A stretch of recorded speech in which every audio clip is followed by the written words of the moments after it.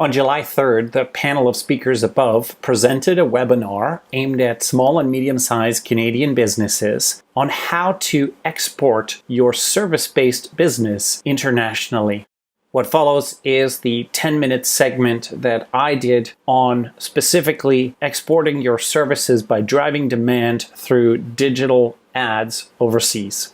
All right, so now we have Jonathan. Jonathan's going to share with us some of the key tips on how to get those leads. How do we get those companies to know about us? How do we get those companies to be aware of us? And most importantly, how do we get those companies to buy from us? So Jonathan, share with us some of your knowledge and experience on generating leads on the international market. Thanks so much, Andrew, and thanks to the other presenters. It's great to be with you today. So we're going to take a look at LinkedIn Marketing Solutions, Google AdWords, and Facebook as 3 examples of ways that we can drive overseas demand with paid digital ads. Just a quick note that you can download these slides at strategycube.com/magnet, and they're also getting sent to you afterwards. So you don't need to take too many notes, but that'll make sure you get everything you need. Several business owners have said to me over the years, I don't need to advertise. I've got such a great product. As I talk to them, my response is often as follows. First of all, prospective buyers can't buy something they're not aware of. You really do need awareness. You also need brand trust in addition to awareness. And brand trust really develops over time. The data out there says it can be anywhere from 5 to 25 or 30 touch points depending on the industry, and at each touch point a little more trust is built as long as you don't let them down. The sales process really only advances when the right person gets the right message at the right time and in the right way. And so having a great product just isn't enough if that buyer that you'd love to buy you in Germany never knows about you. This is a slide that shows the auto industry, and it was put together with data from Google, Millward Brown, and Polk. It's a couple years old, the data.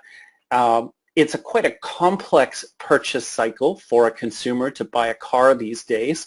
We may not have realized how complicated it was until we look at something like this. 24 different touch points, mixture of desktop, mobile, out of home, word of mouth.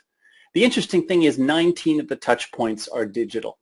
Now you may say, well, my industry is not as complicated as that. Well, that might be true. But what I think many of us are learning as we navigate this world is that it's more complicated than we thought. And that buyers now through the internet have the ability to ask questions and get answers and encounter our brands and our businesses in so many different ways, and we really need to be present at many points along that journey.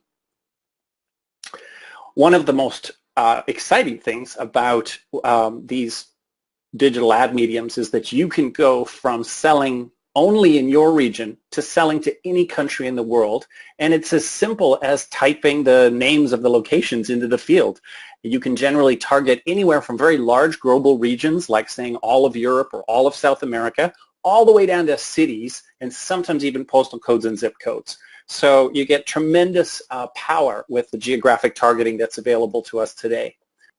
One way digital marketers divide the various kinds of digital media available is into search and discovery, because they work a little differently. In search-based marketing, the prospect is looking for something. So a consumer who goes into Google and types in a specific search is doing what we would call search-based. And Google AdWords, which recently, just last week, got renamed to Google Ads, is the primary way that marketers in Canada would serve ads to those people. Bing would be a secondary option. Discovery-based marketing is the term that we use for people who are not specifically looking for something. They're browsing.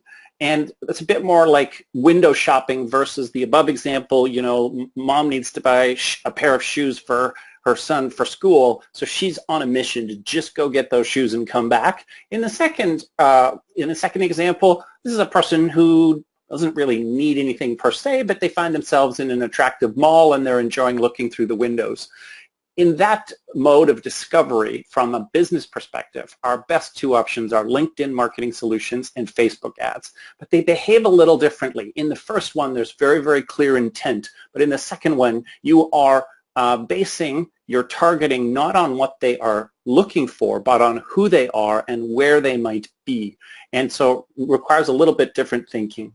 Our first case study is a Canadian market research firm. They wanted to target senior research executives at select U.S. packaged goods firms and retailers. They gave us a list of all of them, and the first thing we did was to create a good, compelling free offer. So this client is an expert in behavioral science. Their target are insights professionals at large U.S. CPG companies, and we put together a 43-page guide, and we had a graphic designer clean it up and design all the pages. And that became our central and first offer.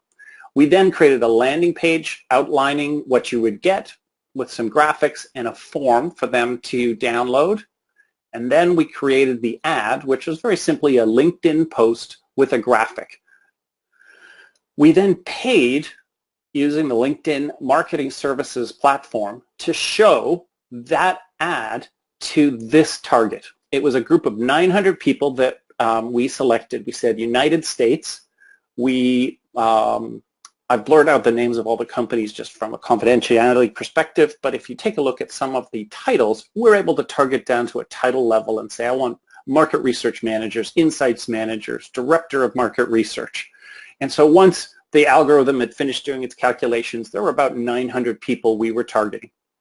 We then paid to have the ads shown. People clicked on the ads, went through to the landing page, and the leads came into our system. And as you look down the title column, you'll see that they did attract the kind of prospect that our client was looking for: senior manager of insights, research manager, insights director, research director. So the client was very happy with the degree of targeting that they were getting and their ability to generate leads right into their CRM system so that their salespeople could follow up directly. In our case study number 2, this is a Canadian medical illustration and 3D animation company based in Toronto. They wanted to target senior marketing executives at pharma companies in the US and the UK. The case study example we'll show is the UK, and we ran Google AdWords in the UK to reach those searching for the client's keywords. So this is an illustration showing a prospect in London, England, typing scientific 3D animation and what they would have seen. They would have seen a map of London with a couple of the examples, and our paid ad is appearing at the top, AXS Scientific Animation. We then had them come through to a landing page where we wanted them to click on Send Me an Estimate, which was a simple form, and we were able to send the leads from that form directly into their Salesforce for their salespeople to begin phoning and connecting with people in the UK.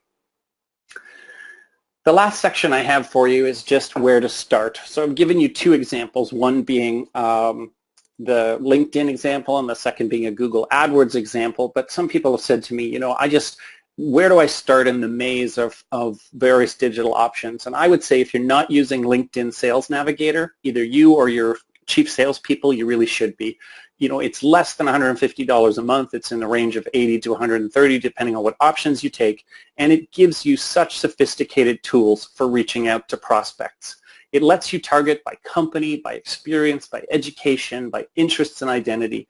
I mean, this is all the rich data that LinkedIn has. And if you may remember that 10 years ago, you could actually target based on some of this information. But what LinkedIn's been doing in order to monetize its platform is it's been pulling more and more of these filters out from the free view so that you can't use them anymore. But if you're on the paid view, they're available to you. So you can hop in and say, I want people who have a certain keyword in this geography that are in this function. They are, they have a title or a seniority level of this, and I want companies with at least 100 people, right? Very sophisticated multivariable targeting. That then can be used to make lists that you save in Sales Navigator and begin to prospect against.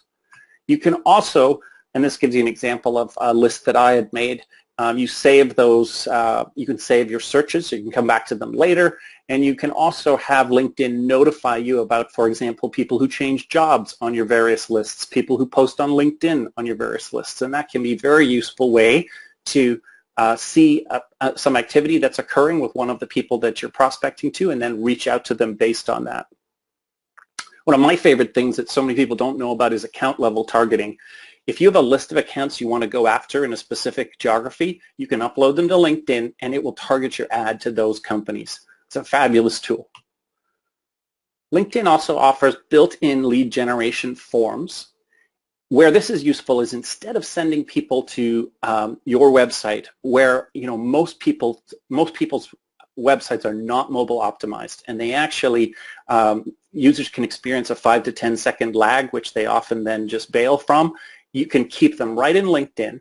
The LinkedIn pre-fills in the most of the information that they need, and all the user does is click a button at the end, and you get sent that information straight into your CRM system. So you don't even need to involve your web developer to get this kind of functionality.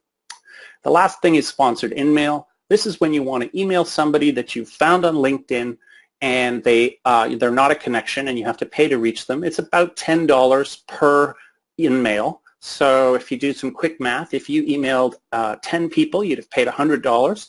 And if one of those converted, your cost of acquisition would be $100 for a new lead. So, that's a pretty low number, to be honest. I see numbers much higher than that, depending on the industry.